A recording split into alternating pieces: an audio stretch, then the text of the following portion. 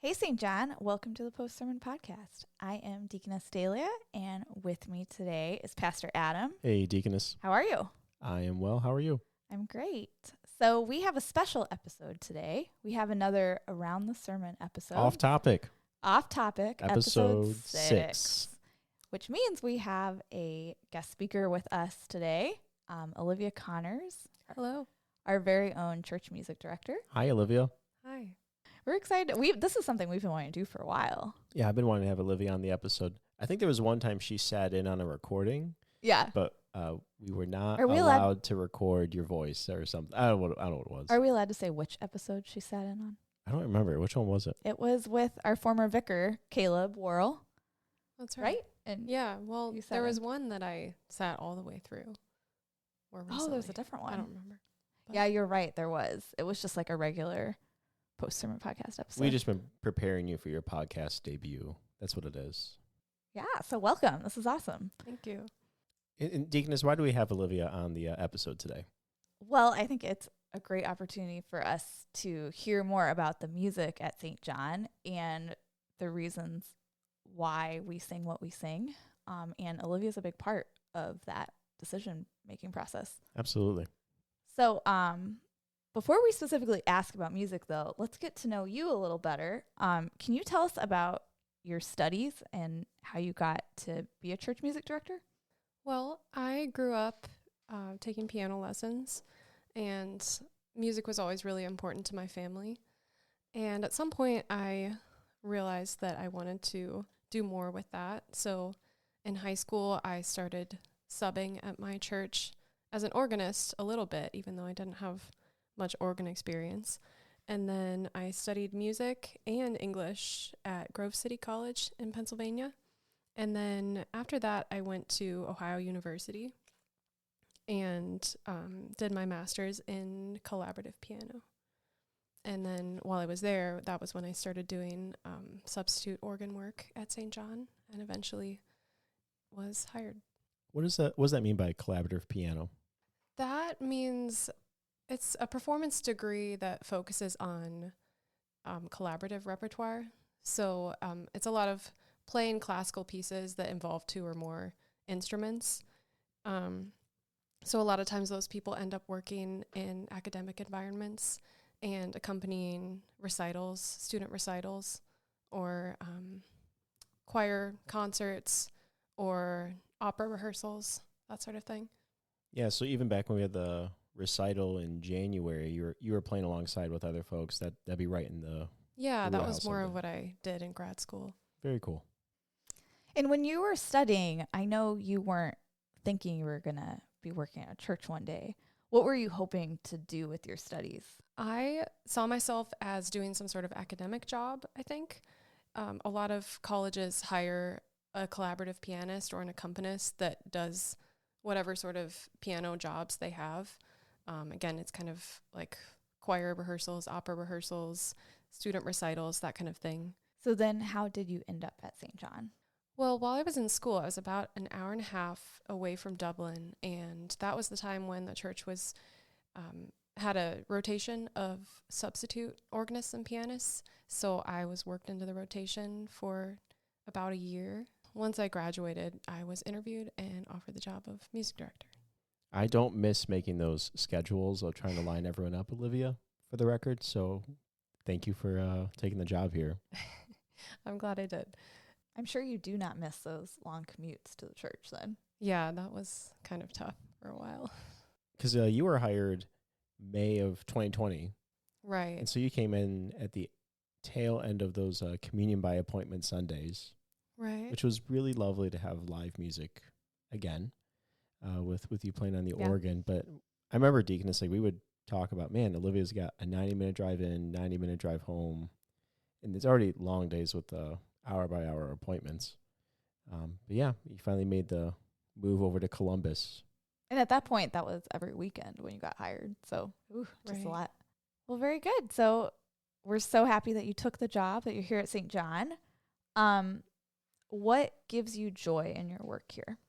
I really enjoy planning services based on the church year, coming up with ideas for the different seasons and holidays, and finding music that fits them.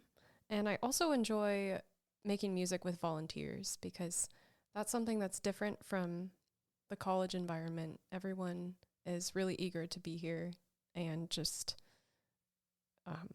this is just a fun thing at the end of their day of work.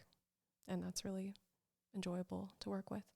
Well, sounds like it's a pretty collaborative process. Yes. All right. Well, before we get closer to talking about worship and all that, Olivia, what's a fun fact about you that we don't know? A fun fact about me is that I drive a manual shift car. So it was the first car that I learned how to drive. So does it ever happen that like someone asks to borrow your car and you're like, no, I drive a manual, and they're like, oh, never mind. Yes. I can't take my car on road trips. Unless you're the only driver. Right. Which I don't want to be. So at St. John, you play both piano and organ. Which instrument do you prefer playing? Well, that's a really hard question to answer, but I would say piano is my first instrument and probably the one that feels the most natural.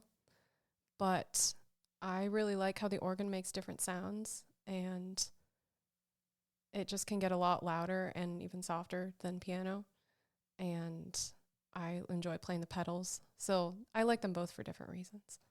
Yeah, and that was something that was a surprise to me, was you're growing into the organ, but the piano, like that's your primary training and schooling, right? Right. Do you think driving a manual helps you play the organ better? I don't know. It's possible. I've heard organists say things like that. Let's then get into our topic about music and worship. What would you say is the importance of having music in our worship service? Well, the hymns in the church, the hymns and songs of the church give us a chance to sing about our beliefs and in a way that's more memorable than just hearing them or talking about them. Yeah, and I've heard said that hymns are the sermons that we remember, and they just impact us, and they stay with us in a much more lasting way than a 10-minute sermon here or there. And there's just such a power and impact that you have as the music director here, because you're forming this congregation into our lives as Christians. I was just going to say, it makes me think how like we are created. It makes me think that we were created to worship, and how music is such a big part of that, right? And it's, I don't know, I think there's something like just in us that like music captures our imagination, and like, I don't know, in a way that just like speaking and talking like doesn't. Like there's just something really special about it. That's kind of hard, honestly, to like put into words, right? Just like how essential it is to worship and just to us in general as human beings. Yeah, it's just inherent to our creatureliness that we are created for music and song, and quite literally how these things resonate with us. And what I love about that, Deaconess, is it's not just saying, well, it says in the Bible, sing psalms, hymns, and spiritual songs. I mean, it does. And we have the whole book of Psalms and all this. But it's also just inherently tied to who we are as creatures and how our God has set up this creation, that music is so core to that. Exactly. Here's a question for you. What is a favorite hymn of yours to play on the organ? I have a number of favorites, but I particularly like ones that where the words give me some kind of inspiration for how to play them on the organ. And an example of that is Thy Strong Word. There's a lot of good sections in that hymn, but one that comes to mind is the second verse. Lo, on those who dwelt in darkness, dark as night and deep as death, broke the light of thy salvation, breathe thine own life-breathing breath.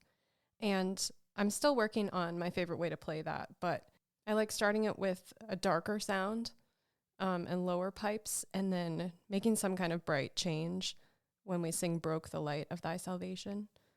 So there's a lot of sections like that in hymns that are just really fun to be creative with.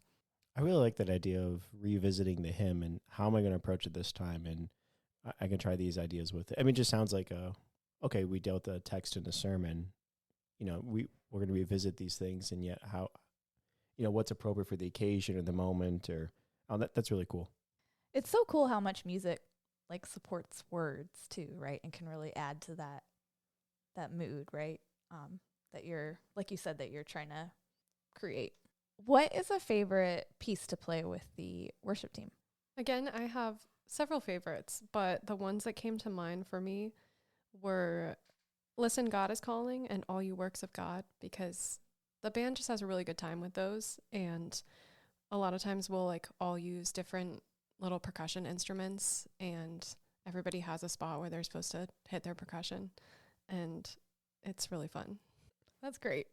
And those are really fun. And I think even like All You Works of God, like you did a bit of searching to find like what would be a good setting for both services. And I think the worship team piece informed even how we play it in the early service, if I'm remembering correctly. Is that right? So All You Works of God was actually a song of the month at one point, I think last summer. And the origin of the tune is Jamaican. So it lends itself really well to the band and to the percussion instruments that we have. It's Jamaican. That's so cool. I had no idea. That's something I wish was better known. I mean, I love that our hymnal says it at the bottom of the pages, and but like the church's song and music is a worldwide thing. It's not just a number of German hymns or things from Latin. It's very representative, and that's always really cool to discover some of those details. Well, you mentioned that this was formerly a hymn or song of the month, but we're going to talk about a different hymn or song of the month today. And we haven't had this for a little while, the specific hymn or song. And Olivia, you and I, we sit down and talk through worship services and planning. And we've been asking lately, what is the why behind even doing this hymn or song of the month, when it's here, when it's not? What comes to mind for you when we think about that question? Well, there are a few reasons. And one of them is just that picking a hymn or song to do every Sunday for a month gives us a chance to really learn it well, to have the repetition, to actually memorize the words, and to be able to sing it outside of church. And the other reason is that we have 2 different services, and when we come together for combined services, we need songs. We need to be able to choose songs that everyone can sing. So this really helps with that. Yeah, and especially now we're in the month of August. We know on the last Sunday we'll have our annual voters meeting and picnic, and there'll be one service. And we'll been practicing this hymn or song all month, and that's a really good thing. I think also there's something really nice to sort of highlight for the congregation, that these hymns and songs that we're selecting for the month, like these are worth learning, these are worth taking with you, and we're going to practice them and repeat them for that sort of purpose too. Well, Olivia, why don't we go right to it? What is going to be the hymn song of the month of August? This month we're going to be singing a hymn called Go My Children with My Blessing. And where is that found in the hymnal? That is number 922 in the LSB. Such a great hymn. I love this one. Can you tell us a little bit about the hymn? So the tune was originally a Welsh folk song that came about sometime in the 18th century. It was a Welsh song that's translated all through the night, and it's a song about the evening. And it was in the church originally associated with a Church of England hymn called God That Madest Earth and Heaven. And so already I'm getting a little lost, and this is just part of hymns and songs in the church. You said that the tune is a Welsh tune.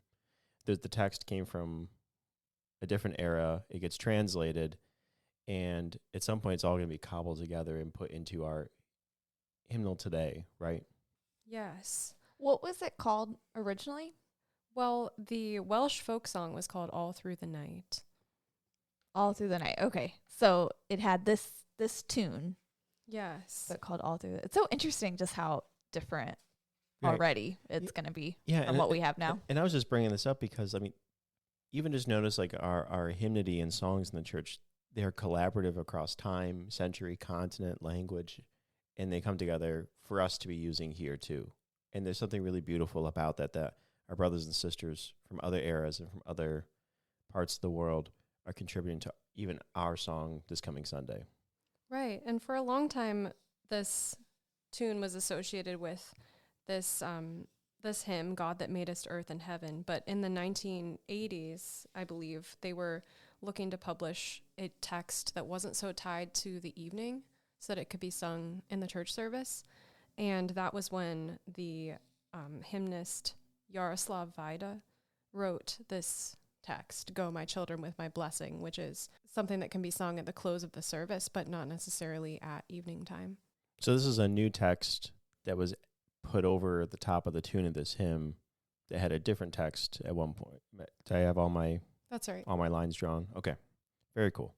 Why don't you tell us more about you said Yaroslav Vaida made the text that we're going to be singing on Sunday. Why don't you tell us about what's going on in that text? What's he doing? So Yaroslav Vaida, who went by Jerry, was born in Ohio, a Lutheran pastor that was born in Ohio, and he wrote a large number of hymns, including one called Now the Silence, which we've used as a song of the month. I love Now the Silence. Yes, and that this hymn was intended to be a closing of the service counterpart to Now the Silence. Very cool. I didn't know that. So that song, Now the Silence, kind of previews the events of the divine service, whereas this is more of a benediction describing what's already happened. That's so cool. I had no idea about that. Has he written many other hymns, or he's mainly just known for those two? He also wrote Where Shepherds Lately Knelt. Oh, cool. And he wrote over 200. I just didn't write them all down. Very good. That's interesting. Very cool. Was this hymn based on any scripture? Because I know in my hymnal, at least I'm looking at it, and bottom right, there's 4 different passages. Yes, I highlighted 2 of them. So the passage, the John 20 passage, is Jesus meeting with doubting Thomas after his resurrection. And I believe that corresponds to the second verse. Here you heard my dear son's story. Here you touched him, saw his glory. And then the Numbers 6 reference is the Aaronic benediction. And the last verse, I, the Lord, will bless and keep you and give you peace. We are giving that benediction to each other from God's perspective. That's very cool. And I like that back in the second verse about the, here you learned how much I love you, what I can cure. Here you heard my dear son's story. Here you touched him, saw his glory. And if that's connecting to the Thomas scene. I appreciate, the tone of this hymn is much more cheerful. And I think sometimes when we read those verses, or if we're reading aloud what Jesus is saying, it sounds almost chiding to Thomas, like, here, put your finger in my hands and your hand in my side and stop doubting and believe. And it has this sort of tone of disciplinariness. But here it's, no, this is all part of the graciousness of our God. Thomas, here, put your hand in my side. It just changes how we think of even the words of scripture there.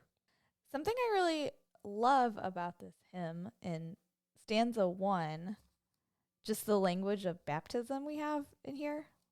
In my love's baptismal river, I have made you mine forever. Go my children with my blessing, you are my own. So just that we belong to God now. I think that's a really cool part. And then, going into stanza 3, you have I also think of just communion there, that we've now been fed and nourished. Both communion and I guess also just the whole service, right? Receiving God's gifts. I mentioned that Now the Silence previews what happens in the divine service, and this one kind of goes over what's already happened. And we have sins forgiven in the second verse, the confession and absolution. We hear my dear son's story in the word, and it mentions peace. So we have the sharing of the peace too. And then the third verse mentions the sacrament of communion.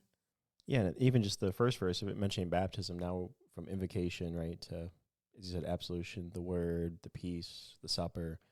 I love that. It's just now the silence previews the whole service. As you said, here's everything that has taken place, and we really can go as God's children. That's really cool. I never thought as Yeah, I never thought intently that. about this hymn this way.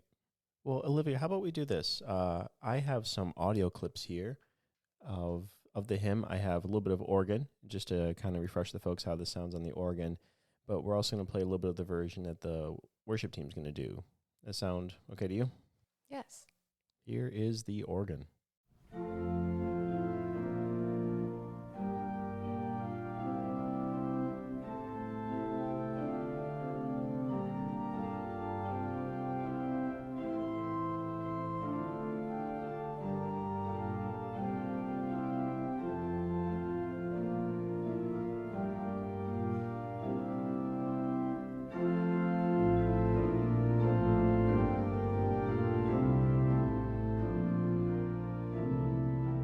All right, so we had the organ there. Anything to comment on as you're getting ready to play this on Sunday that stands out to you in playing it? Well, I think I could change my mind before I play it, but I'm thinking a softer accompaniment would be good for this one. It's a very comforting, reassuring hymn, and not exactly not a closing hymn that's going to be a really loud one, like some of them are. Yeah, and I anticipate this is a rather well-known hymn in general in our circles. And do you think about that of just how strong the singing is going to be, and does the organ need to overwhelm that or not, or help guide, or do you think about those sorts of things with playing for hymns? Yeah, this also might be one where I don't have to stick to the harmonization that's written out because it's so familiar. I might be able to be a little bit more creative with finding other accompaniments to change it up. And I have a little bit more range with dynamics and volume since the congregation might not need a ton of support with this one. How does that work? Do you like come up with your own accompaniments, or do you find other ones that you'll sometimes use?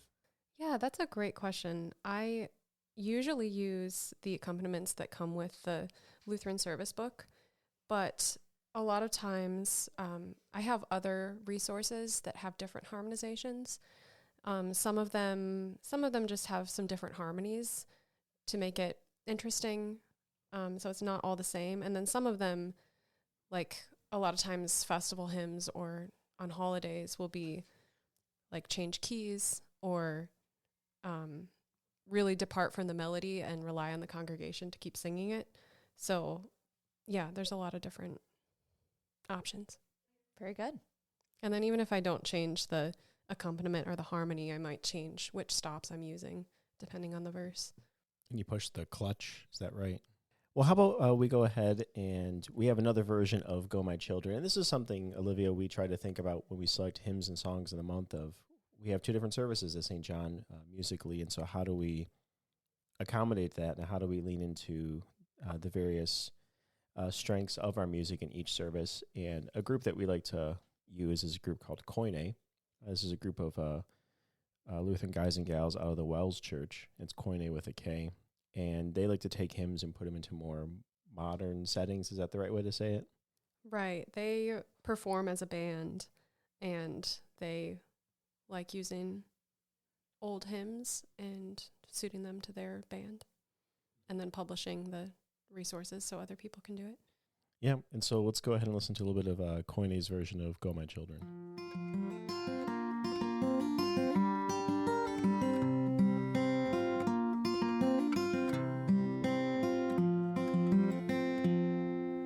Go, my children, with my blessing, never alone.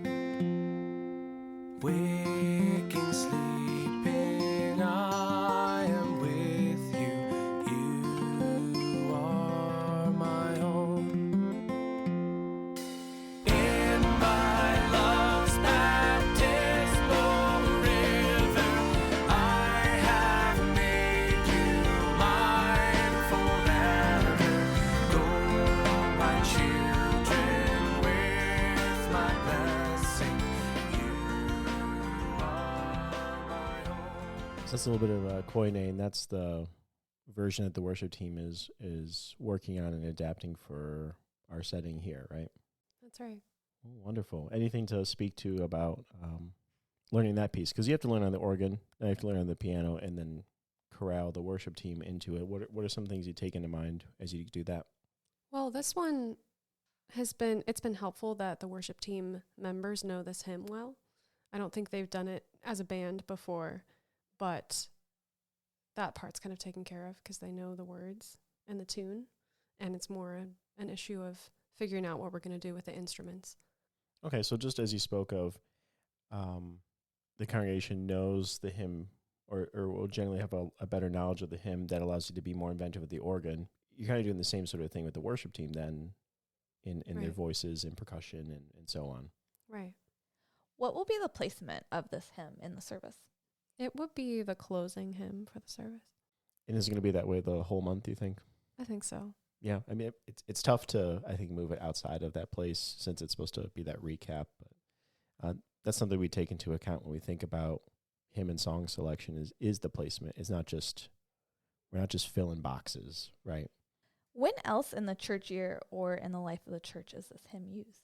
I think it could fit pretty well at any point in the church year. I couldn't really find any specific season that works better.